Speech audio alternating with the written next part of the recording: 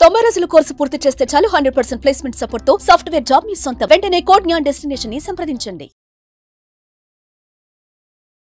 నమస్కారం సాకేత్ గారు. నమస్తే. సో కోడ్ జ్ఞాన్ స్టూడెంట్స్లో చాలా మందికి అయితే మంచి మంచి ఫీడ్బ్యాక్స్, ఎంతోమంది హై శాలరీ ప్యాకేజ్ తోటి వాళ్ళు బయటికి రావడం అండ్ చాలా హ్యాపీగా ఫీల్ అవ్వడం మనం చూస్తూ ఉన్నాం.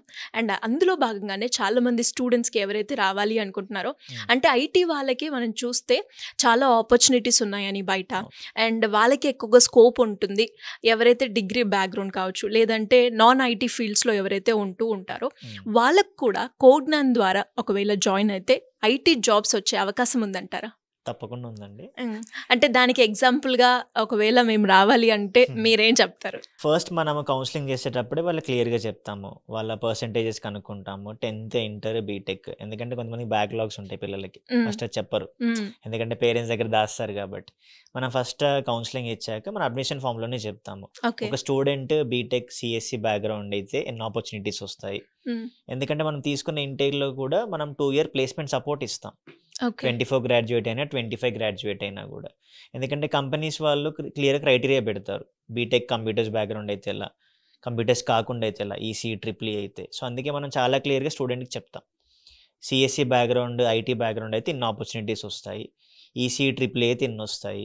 ఇవి కాకుండా డిగ్రీ బ్యాక్గ్రౌండ్ ఉంటారు, బీసీఏ బీఎస్సీ కంప్యూటర్స్, వీళ్ళకి ఇన్ని ఆపర్చునిటీస్ అని క్లియర్గా చెప్పి ఆ పిల్లల డ్రైవ్కి అప్లై చేసేలా మనం చూస్తాము. అలా చేసిన పిల్లలే జాబ్ క్రాక్ చేసిన వాళ్ళు కూడా ఉన్నారు మనకి. సో ఆ క్లారిటీ ముందే స్టూడెంట్కి ఇస్తాం, ఎందుకంటే ప్రతి డ్రైవ్కి ఎలిజిబిలిటీ ఉండాలి అంటే అందరూ బీటెక్ చదవరు కదా, డిపెండింగ్ ఆన్ ఫినాన్షియల్ బ్యాక్గ్రౌండ్ ఉంటుంది, అందరికి ఇంట్రెస్ట్ ఉండాలి మళ్ళీ బీటెక్ సైడ్ వెళ్ళాలన్నా కూడా. సో దాని తగ్గట్టే మనం క్లియర్ అడ్మిషన్ ఫామ్లో చెప్తాం వాళ్ళకి, దాన్ని బట్టి స్టూడెంట్ ఎన్రోల్ అవుతాడు. అది పైథాన్ ఫుల్ స్టాక్ అయినా జావా ఫుల్ స్టాక్ అయినా కూడా. అండ్ అలాగే మనం చూస్తూ ఉన్నాం, అంటే ఎస్పెషలీ 620+ కంపెనీస్ని మన కోడ్ జ్ఞాన్ అయితే అందించడం జరుగుతుంది అని. అండ్ అందులో చూస్తే ఇటు ఐటీ ఫీల్డ్స్కి కావచ్చు, నాన్ ఐటీ వాళ్ళకి ఏమైనా డిఫరెన్సియేషన్ అన్నట్టు ఉంటుందా, లేదంటే సేమ్ ఆపర్చునిటీ ఉంటుందా అండి? అంటే కంపెనీస్ వైజ్ కొంచెం డిఫరెన్స్ ఉంటుందండి. అంతెందుకు, మనకి ఒక ఎగ్జాంపుల్ ఉంది, లాస్ట్ ఇయర్ స్పెసిఫిక్గా అది బీటెక్ వాళ్ళకి జరిగింది. అందులో సిఎస్సి వాళ్ళు ఉన్నారు, ఈసీ ట్రిపుల్ వాళ్ళకి ఓపెన్గా డ్రైవ్ జరిగింది. అది ఆ డ్రైవ్ జరిగినప్పుడు మనకి లాస్ట్ ఇయర్ ఒక అచీవ్మెంట్ ఏంటంటే, ఒక రోజు 18 members ప్లేస్ అయ్యారు. 18 members, విజయవాడ వాళ్ళు, హైదరాబాద్ పిల్లలు, బెంగళూరు పిల్లలు. మనకి ఇచ్చిన ఆఫర్ ఏంటి అంటే 4.5. అంతకుముందే 2 times జరిగింది ఆ కంపెనీ డ్రైవ్. ఇనిషియల్గా 3.5, తర్వాత 4. ఇది డిసెంబర్లో జరిగింది 4.5, ఇంకా క్లోజింగ్ అన్నమాట.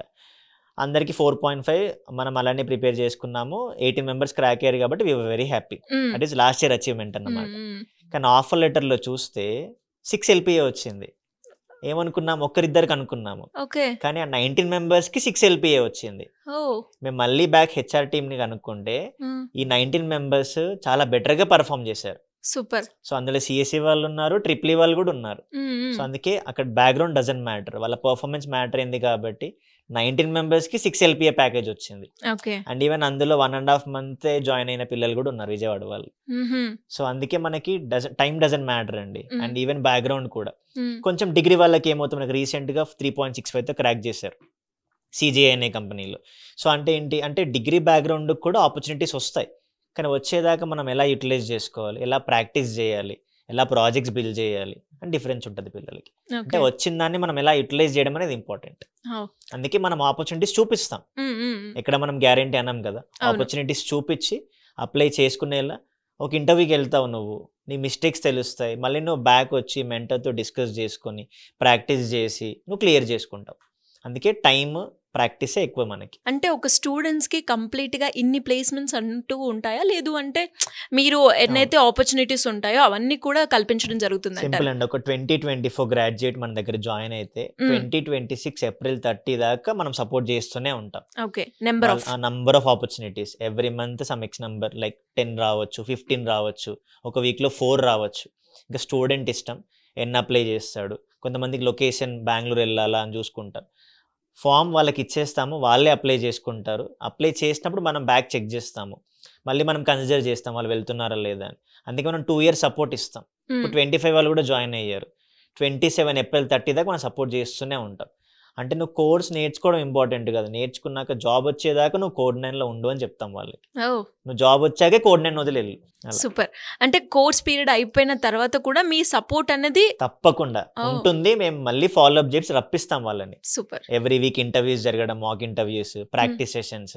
ఎందుకంటే ఇంటికి వెళ్ళాక చదువుతారా లేదా స్టూడెంట్స్ మనకు తెలిసిందే. అవునవును. సో అందుకే ఇంటికి వెళ్ళకు, ఇక్కడే ఉండు, ఆఫీస్కి వచ్చి ప్రాక్టీస్ చేసుకో. మళ్ళీ నీకు ఏమైనా క్లాసెస్ నువ్వు మిస్ అయినవి అనిపిస్తే మళ్ళీ క్లాస్లో కూర్చొని విను. ఎందుకంటే అప్పుడు వాళ్ళకి ఇంకా స్ట్రాంగ్గా ఫోకస్డ్గా ఇంప్రూవ్ అవుతూ ఉంటాం.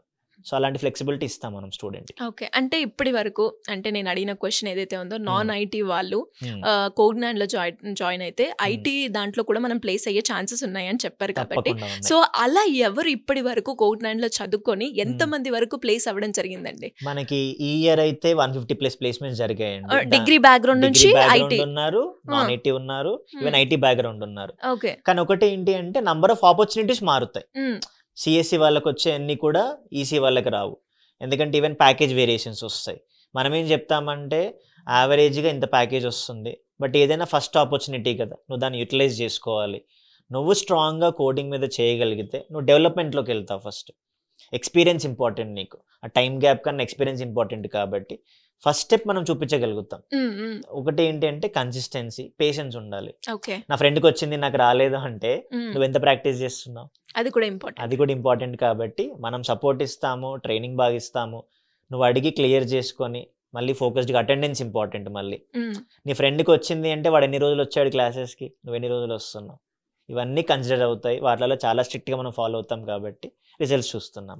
సార్ మరి ఎవరికైనా కూడా ఇంకా కోగ్నాన్ గురించి కంప్లీట్గా ఇన్ఫర్మేషన్ తెలుసుకొని అటు పేరెంట్స్కి అయినా స్టూడెంట్కి అయినా ఒకసారి విజిట్ చేయాలి అనుకుంటే ప్రొసీజర్ ఎలా ఉంటుందంటారు? స్క్రీన్ మీద మనకు నంబర్స్ ఉంటాయండి. లేదు అంటే విజయవాడలో మన మొగల్ రాజ్పురంలో ఉంది బ్రాంచ్, హైదరాబాద్ అయితే జేఎన్టీ మెట్రో స్టేషన్ ఆపోజిట్లో అమీర్పేటలో ఉంది, బెంగళూరు అయితే బీటీఎం లేఅవుట్. ఫస్ట్ కాల్ చేసి డీటెయిల్స్ కనుక్కోవచ్చు. అయినా ఫిజికల్ గా రమ్మంటారు మన కౌన్సిలింగ్ టీం, వచ్చి ఆఫీస్ చూసి పిల్లలతో మాట్లాడి అక్కడ జరిగే వాళ్ళతో మాట్లాడిస్తాం. మనం ఆల్రెడీ ప్లేస్ అయిన వాళ్ళతో కూడా మాట్లాడిస్తాం మనం. ఈవెన్ పేరెంట్ కూడా అర్థమయ్యేలా ఎక్స్ప్లెయిన్ చేసి కోర్స్ కరికులం ఏంటి, ఎన్ని రోజులు వస్తారు, ఎన్ని రోజులు రావాలి పిల్లాడు. ఎందుకంటే కొంతమంది జాయిన్ చేసి పేరెంట్స్ వేరే ఊర్లో ఉంటారు, అటెండెన్స్ మ్యాండేటరీ చేపిస్తాం, పేరెంట్స్కి కాల్స్ వెళ్తాయి. అంటే ఇంత స్ట్రిక్ట్గా ఫాలో అవుతాం. ఎందుకంటే కాలేజ్లో కాదు, ఇంకా వీడు కాలేజ్ అయ్యాక మన దగ్గరకు వస్తున్నాడు. సో పేరెంట్ నమ్మకంతో జాయిన్ చేసినప్పుడు ఆ నమ్మకాన్ని మేము బిల్డ్ చేస్తాం కాబట్టి రిజల్ట్స్ చూస్తాం మనం. అందుకే వచ్చి కనుక్కొని అన్ని క్లియర్ అయ్యాక జాయిన్ అవ్వమని చెప్తాం. సూపర్ అండి.